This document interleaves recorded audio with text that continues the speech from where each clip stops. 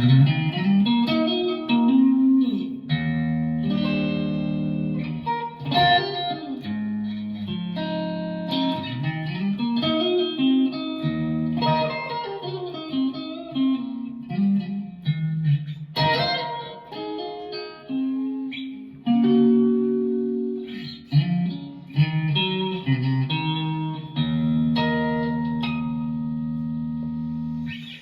evening, Budget Guitarist here. So, second part, I guess, is guitar setup. Now, there's a few things you can address on your guitar if you choose to, but I think the first bit has got to be the way Stevie Ray Vaughan's guitar is tuned. Now, his guitar isn't tuned standard tuning; it's actually tuned down half a step to E flat. And all that simply means is if you was to play a normal E chord, you know, an open E major, it would be this top note, this top string here would be an E, but Stevie Ray's guitar is tuned down half a step, so this top E will then become an E flat, and then so on as you go down. So all you need to do is use your guitar tuner and take each string down half a step. So then your top string's either going to be E flat or D sharp on your guitar tuner. You can see there, let's see, there we go. So the guitar tuner is actually saying it's D sharp or E flat. It doesn't really matter as long as you just pay attention and make sure every single string is down tuned half a step.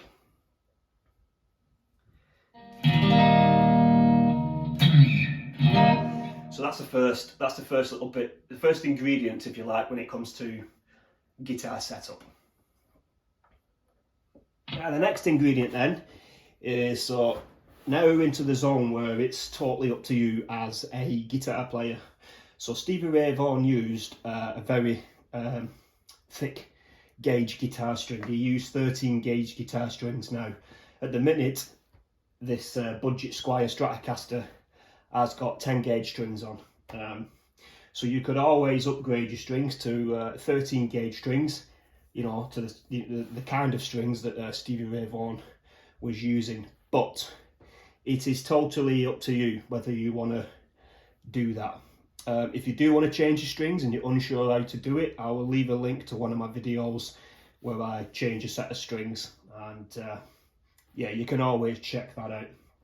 If you do decide to check the strings, then obviously you need to do a setup, because you're changing the gauge of strings, you're essentially changing the tension across the whole guitar. You may need to adjust the neck, the bridge, the saddles, and all the rest of it. And again, I do have a video, I think it was an Ibanez guitar that I set up, you know, to the way I'd like to play it, and I will also leave that link in the comments list, so you can quickly reference that. If you're new to guitar setup, it's pretty straightforward as long as you take your time.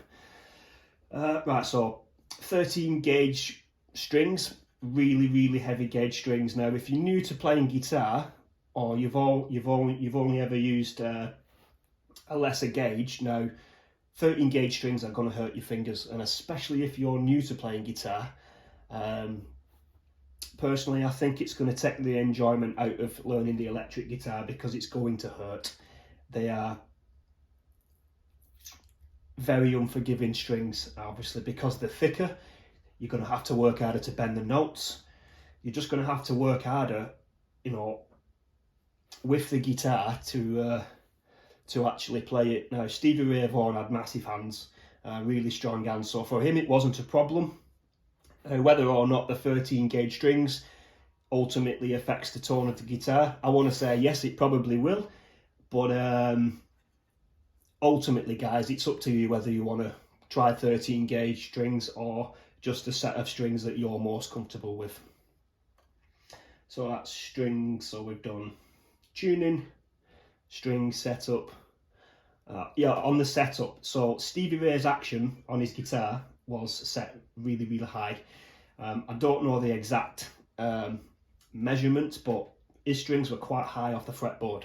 Now again, whether this, you know, affects the tone of the guitar, whether it's one of the ingredients for getting that that tone, is, I don't know, because personally I like quite a low action because I find it just easier to play, and along with the 10 gauge strings and a low action, for me it's comfortable and it, you know, it's good.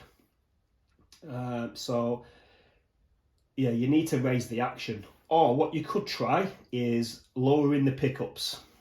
That may sort of simulate the strings being higher without actually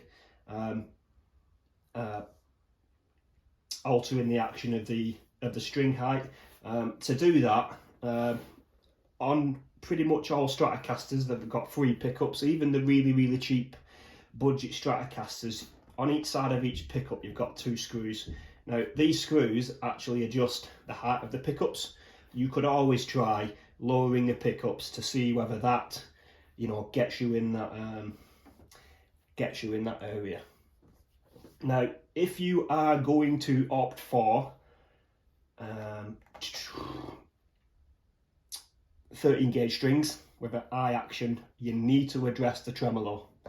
Now this guitar is the guitar that me and my daughter made, so I don't want to mess about with this. I don't want to change the strings, I don't want to mess with the action, because it you know, it needs to be comfortable for Grace to play, and I don't think slapping a set of 13 gauge strings on this is a good idea for Grace. I'd probably lean against not putting 13 gauge strings on my Mexican Stratocaster either, because yeah, I just prefer 10 gauge strings. But anyway, it's totally up to you guys what you want to do. But if you do decide to change the string gauge, you must address the trem system. Now on budget Stratocasters, especially Squires, it's hit and miss whether it's actually going to have installed a decent trem system. And again, when you're taking any sort of screws off your guitar, make sure you've got the right, you know, size screwdriver, because what you don't want to be doing is stripping the heads on these little screws, because it's very easy to do. Right, so your trem system. Inside it, you're going to see some springs, you're going to see a claw and 2 screws that hold the claw to the inside of the body. Now in this one, I've actually locked the trem system, purely because this is the guitar that Grace is learning on, and to get rid of any tuning stability issues, I decided to just wedge some bits of wood and lock the trem system in place. If you're going to change your strings to a heavy gauge string and raise the action, you're going to have to do some adjustment here. Now you've got a couple of options what you can do.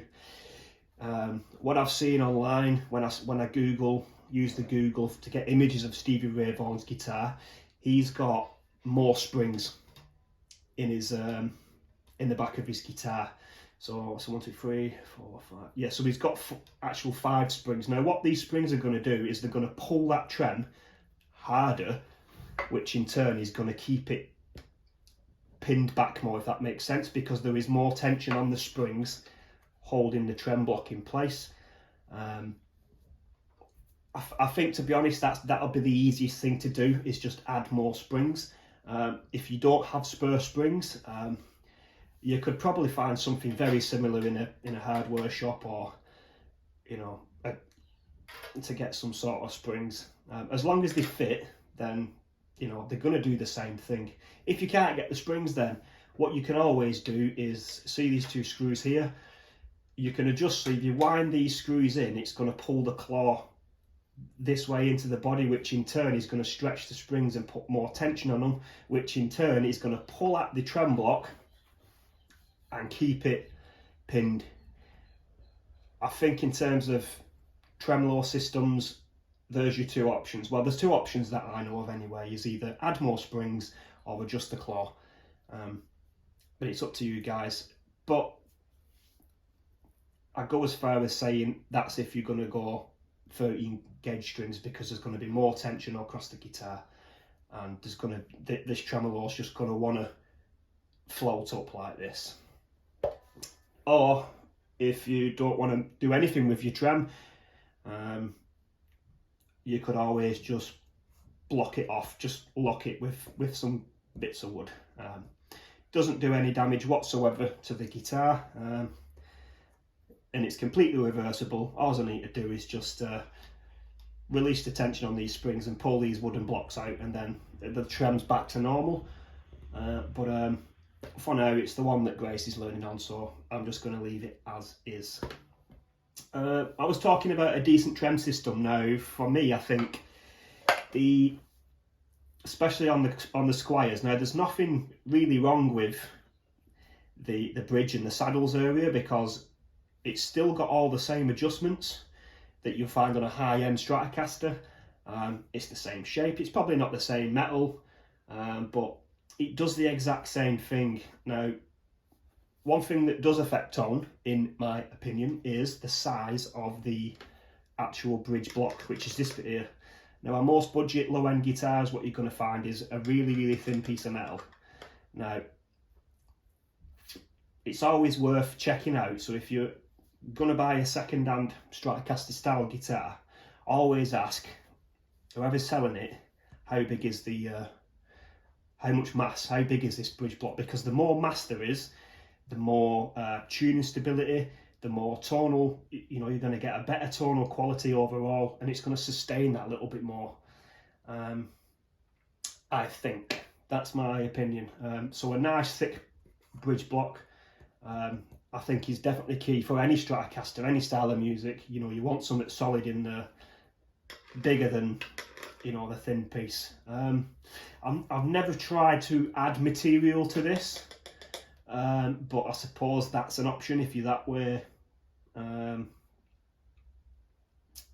If you're savvy with working with metal, I suppose you could cut a metal block, or maybe a brass block. I think brass is probably easier to cut, to be honest. You could always glue it, maybe use some Loctite, or try to somehow solder it on and then just grind it back and make it look nice, because it's still going to add mass to the bridge, and should overall make it sound better, and should give you better tuning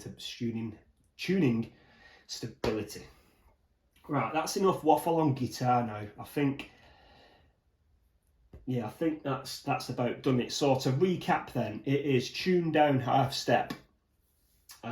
Stevie Ray Vaughan has a very high string action, and he's also using 13 gauge strings. Now, action and string gauge is completely your choice. You're going to want to, either way, you're going to want to address your saddles. Intonation is another one. Again, on the video I'll put the link on for, I do the intonation as well. It's pretty straightforward.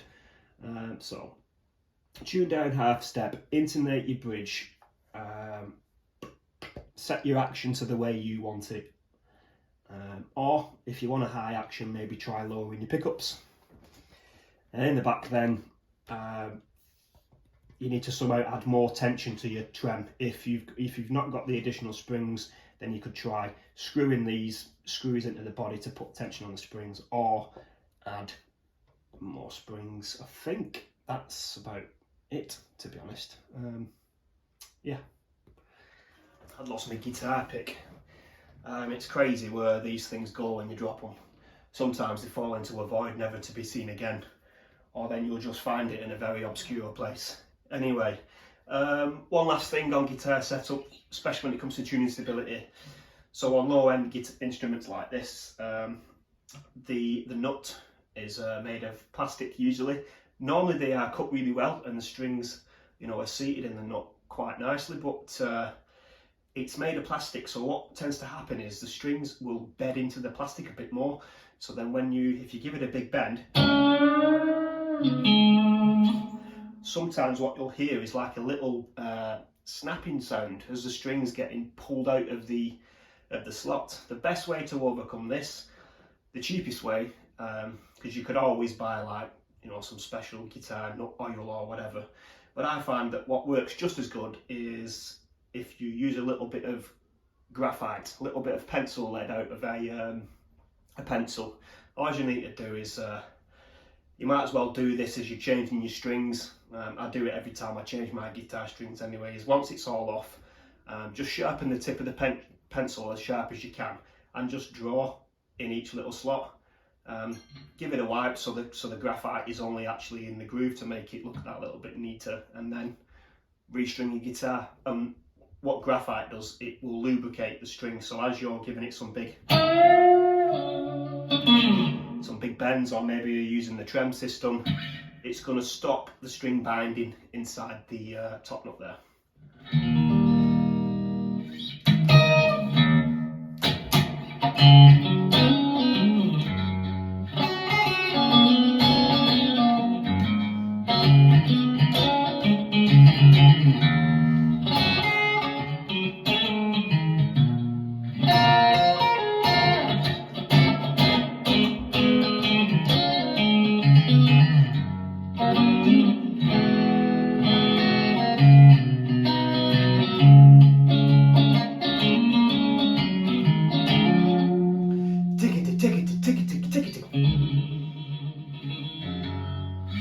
Yeah, I'll leave it there. I hope it's been useful to you. I've certainly enjoyed explaining the stuff, and let me know in the comments how you get on if you decide to, you know, do any of those bits on your guitar. Just let me know how you get on. Thank you very much for watching.